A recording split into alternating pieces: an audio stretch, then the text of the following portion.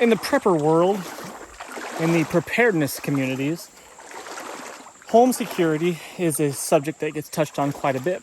And when you say home security, a lot of people automatically go to, guns and ammo. And a lot of people think just because you've got the guns and the ammo, right, you're sitting on ammo cans piled to the ceiling, that you're going to be totally fine. No one's going to come get you because you've got what the tools required. I think the first step number one, is preventing problems from coming to your doorstep in the first place. Getting the would-be criminals to move on past your house and go on to easier prey. I think that is by far the biggest thing that people need to do as far as addressing home security, and I think it's probably the most neglected. What can you do to make your place look less appealing, less easy? You don't want to be the easy target. One thing that I'm doing that I've been neglecting for a while is opening up some visual, clearing up some space so I can just see further. I live in the South, and the jungle will quickly encroach upon your house. It will cover you up very, very fast. The kudzu will take over. You've seen the abandoned homes and stuff on the side of the road. They disappear pretty quickly if you don't maintain it, and then you lose that visual.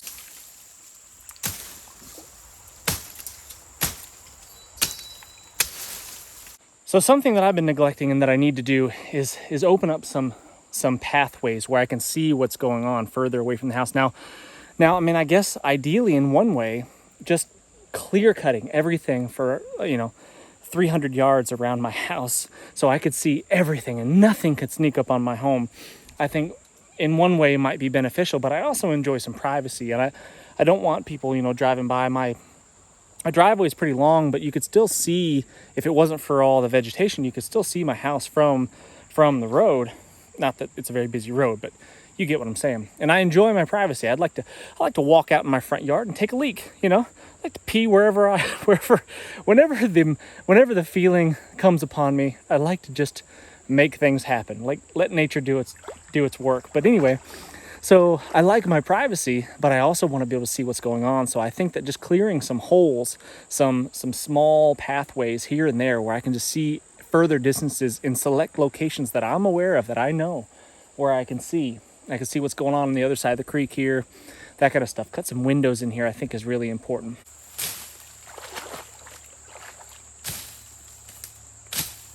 Having dogs, I think, is a big deal. Maggie's around here somewhere. Hey, Maggie!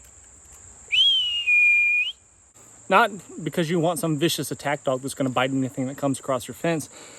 It's just that they bark and they make you aware of potential threats.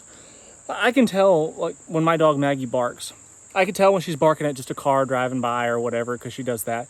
Or I can tell the bark when she's on something. For example, the other night she got into a skunk, and I could tell when she was at work on that skunk trying to kill that thing.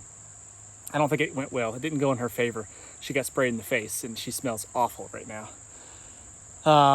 But she let me know that there was something in the yard, and I could go investigate that thing that's in the yard, whether it be a two-legged or four-legged. Doesn't really matter. It could be something going after the chickens. It could be something going after me and my family. So I can differentiate the barks. Her nose, her eyes, her ears, they're all so much more keen than mine. And she works even when I'm sleeping. And I have this debate. Maggie's part of the family, right? And I like having her, inside at night and stuff like that, keep her safe as well. But her primary job is to protect the family, right? And to alert us when things are awry, if something's not where it's supposed to be, or someone is not where they're supposed to be. So I think going forward, I might just keep her outside from now on at night, because I think it's just a big deal. And now it's important to not just ignore, like, what happens is a lot of guys that were overseas, for example, in Afghanistan, Iraq, and all of that, they'll tell you that there were dogs all over the place. And those dogs were constantly barking all the time. So they weren't really much of an alarm, because they were always crying wolf. Those dogs were always barking. They were always barking at just everything. So if you've got a dog that's just barking nonstop, incessantly for no reason, then that's not really that helpful. You need a dog that barks only when something is, you know, not where it's supposed to be. She's got a brand new Wazoo tracking bandana. Don't you, girl? Don't you, girl? So when you're exploring the creek bed here, creek bottom, you can make sure you know what animals have been on your turf. You can identify those easily. Fences and gates and all that stuff, if you can have them where you live, you know, if you live in a neighborhood or something like that, you can't have gates on your driveways. I get that. But if you have an option to do that, I think it's really smart. Again, it's not going to stop anybody. I mean, anybody can get out and cut through a lock with bolt cutters, or just ram the gate with a truck or something like that. Yeah, I get it, unless you're building Fort Knox where you live. Is a would-be bad guy going to smash through your gate when he can just drive up 100 yards further and go to the next house that's so much easier to get to that doesn't have a gate? Yeah, exactly. So that's what I'm getting at. So these deterrents, these are the things that matter more. So you don't even have to have the problems in the first place. You don't have to be, you know, having the gunfight at the OK Corral with the bad guy, because he doesn't even stop at your place. That's the secret. That's the key. Avoiding the problem before it even starts. A lot of people, when they talk about, you know, defensive weapons and such like that, they think just because they have them, that makes them safe. Can you hit the broadside of a barn? I know so many people that have all these. We live in America, and everybody's got them, right? But can they? I know so many people that can't hit the broadside of a barn. They are so inadequate when it comes to proficiency with these tools that it's a joke. They're actually more of a hazard, more of a danger to themselves than they probably would be to anybody else. And you probably know some people that I'm talking about. Maybe you're one of those people. If you bought the firearm, if you bought the thing, took it to the range maybe one time, and then put it on a shelf or put it in a safe somewhere, it's completely useless. You got to do some training, and I get that it requires time, it requires energy, it requires motivation to get out and do these types of things, but it's so important if you're actually planning on using it one day. One of the comments that I see in videos a lot is like, you know, when the SHTF happens, I'm just gonna go take what I need, you know. And the truth of the matter is, some of those might be bluffs, right? I get that. But the truth of the matter is that there are those people out there that their doomsday plan is just to go take what they need from those that already have it. There's no preparations needed. And I think that's the evil inside of us all. We're all capable of doing terrible things like that to one another, especially when times get tough. But I think we have to realize, I think it's important to realize that threat exists. There are people out there that will take from you, hurt you and your family to get what they want no matter what, without any remorse. And I think we need to do everything that we can to prevent that from happening. We need to be aware of it first, and then we need to do what we can to prevent it from happening. And deterrence, like we talked about before, I think is a big one. Getting training, being proficient, and not just you know, weapons handling, but hand-to-hand combat, because things happen really, really close. A lot of people think like, oh, I'll see this thing coming from a long ways away and I'll have time to get to whatever it is that I need, the tool that I need to solve the problem. But oftentimes that's not the case. The problem is on you before you can even react. Like, I saw a video maybe yesterday or day before yesterday of a guy getting attacked in a downtown type area, an urban setting, and he was, you know, a guy came at him with a knife, and the guy was on him before he had any idea what was going on. And that's often the times you're reacting to the attack as opposed to, you know, getting a heads up. It's not like the bad guy's going to say, hey, here I come, you know, ready or not.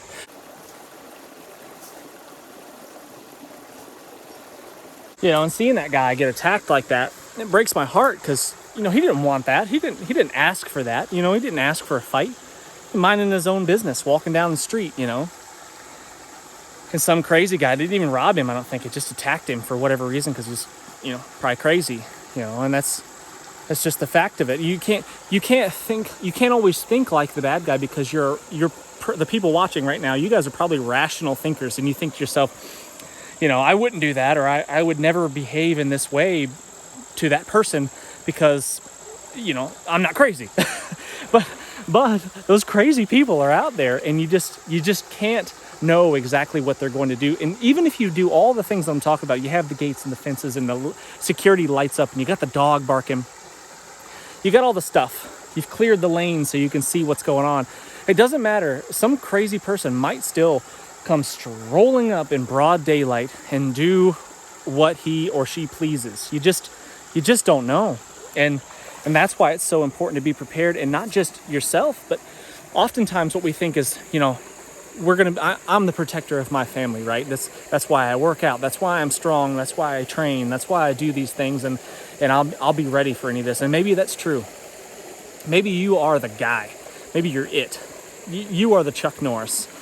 But it doesn't matter if you're not home, right? People can see you leave. They can see your truck pull out of the driveway and head off for the day, and then boom, wife and kids are home alone, right? And then what? So it's so important to not just train yourself, but to train the people around you. And I failed on that so many times because the people that I care about the most aren't as passionate about these things as I am. They don't they're not passionate about the firearms training, and they're not passionate about, training jujitsu, and they're not situationally aware all the time because their minds are just in other places. But it's so important to, if you got to force them, you got to force them. If that's what we got to do, if we've got to make them be ready, because the most vulnerable of us, of our community, us, you guys watching, and everyone that we're talking about here, the most vulnerable are the ones that are going to be subject to these attacks by people that are out there to do others harm. It's not the big jacked guy walking down the street with a gun on his hip and tattoos on both arms. No one's gonna.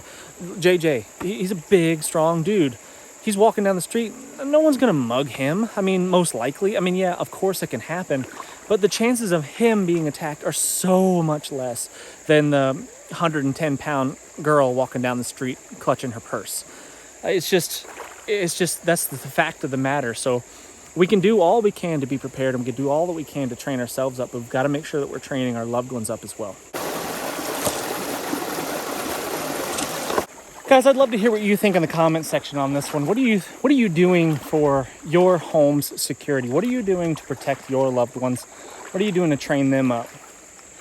Love to hash that out in the comments. Love to talk about it. Love to discuss it. And I'd love to get some new ideas for possibly some things that I could do around my place to make my family a bit more safe.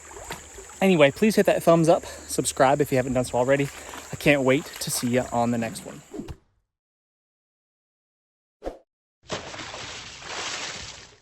I'm Jason Salyer with Survival Dispatch, and when disaster strikes, will you be ready? Power outages, natural disasters, economic collapse, threats can come in a lot of different forms. As a Survival Dispatch insider, you'll be able to gain the knowledge, the skills, and equipment necessary to protect your family when it really, really matters.